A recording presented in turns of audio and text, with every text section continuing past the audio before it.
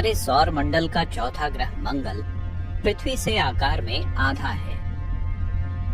4220 मील व्यास वाले लाल ग्रह के पास फोबोस और डीमोस नाम के दो चांद हैं।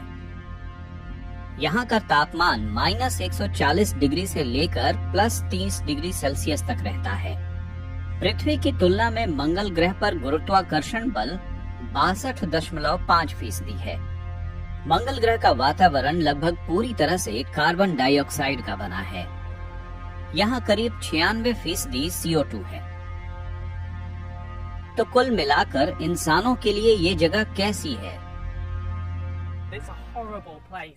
वो एक डरावनी जगह है, पृथ्वी के सबसे सूखे रेगिस्तान से भी सूखी।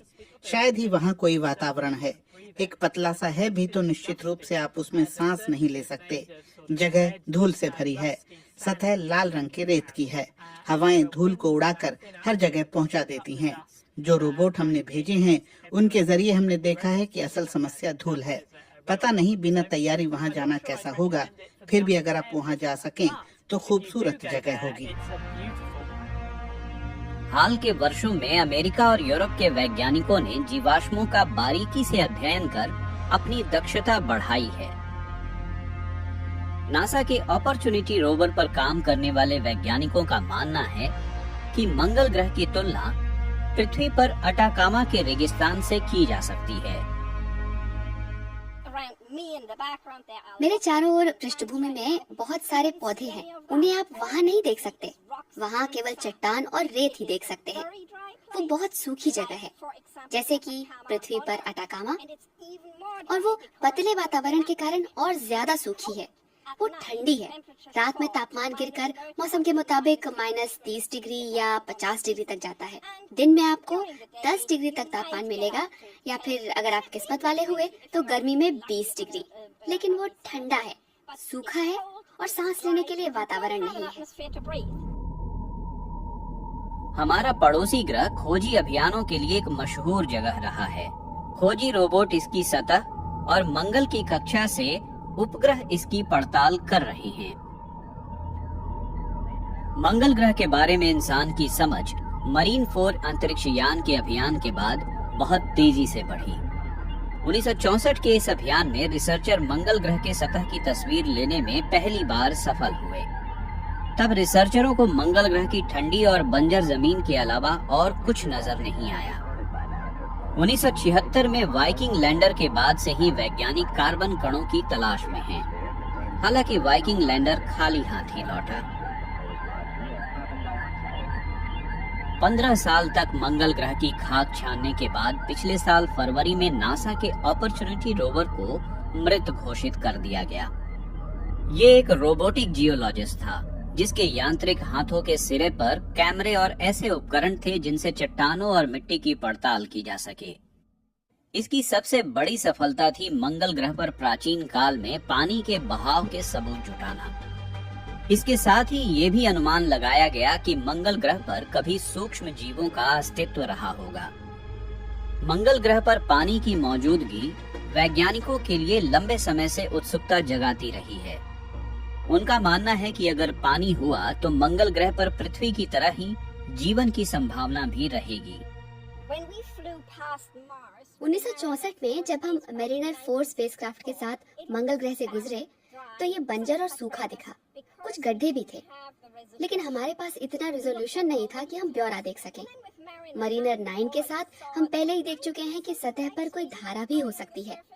हालांकि स्पिरिट और अपॉर्चुनिटी रोवर के बाद जियोलॉजी और मंगल की चट्टानों के बारे में हमारी समझ बेहतर हुई है।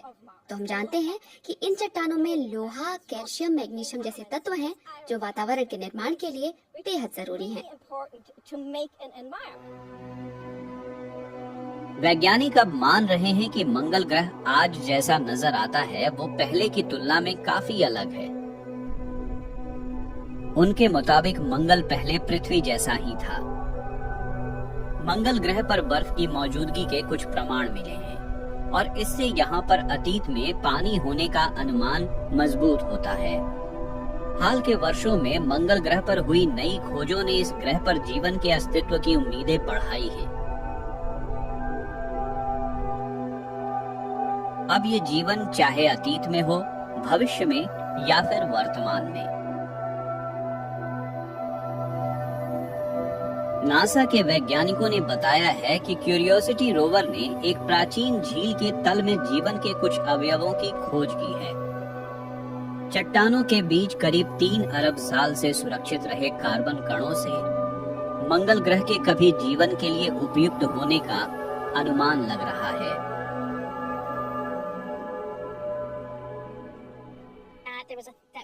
हम ये मान सकते हैं कि मंगल के पास कभी मोटा वातावरण था। हम इसके सबूत देख सकते हैं। जाहिर है कि मंगल ग्रह की सतह पर पानी के बहाव के जियोलॉजिकल सबूत मिले हैं। वास्तव में हमें जमीन के नीचे तरल पानी के सबूत मिल जाएं, तो हम जान सकते हैं कि मंगल की सतह पर या फिर मंगल पर कभी पानी था या नहीं। क्यूरियोसिटी रोवर ने तो मंगल के वातावरण में मीथेन की मात्रा मौसमी रूप से बढ़ने की पुष्टि की। रिसर्चरों का कहना है कि वो इसके पीछे किसी जैविक स्रोत से इनकार नहीं कर सकते। सवाल फिर भी यही है कि अगर सारे अवयव मौजूद रहे होंगे तो क्या कभी जीवन भी शुरू हुआ होगा। वैज्ञानिक इस बात पर सहमत हैं कि ज्यादा ताकतवर अंतरिक्ष यान और आदर्श रूप में मंगल ग्रह से पृथ्वी पर चट्टानों के सैंपल लाए जाने की जरूरत है। इससे लाल ग्रह पर सूक्ष्म जीवों की मौजूदगी का पता चल सकेगा। लेकिन अगर मंगल ग्रह पर जीव मिल भी गए तो वैज्ञानिकों के लिए इसका क्या महत्व होगा। अगर हमने मंगल पर जीवन खोज लिया तो उसके बाद हम क्या फैसला करेंगे। आप जानते हैं कि इंसानों के लिए पृथ्वी को बचाना सचमुच जरूरी है, लेकिन कुछ इस तरह के बड़े फैसले लेने होंगे। चीन इस तरफ देख रहा है, भारत इस तरफ देख रहा है, नासा निश्चित रूप से जीवन खोज रहा है और यूरोपियन स्पेस एजेंसी भी जीवन की तलाश में है। बहुत सारे देश जीवन को ढूंढ रहे हैं। अगर हम जीवन को ढूंढ सके तो हमें खुद से ये बड़ा सवाल करना होगा।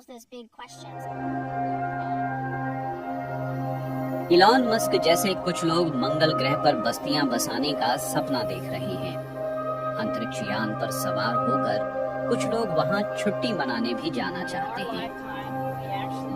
अंतरिक्ष में सैकड़ों उपग्रह भेज चुका इंसान क्या सचमुच कभी मंगल ग्रह पर भी कब्जा कर लेगा।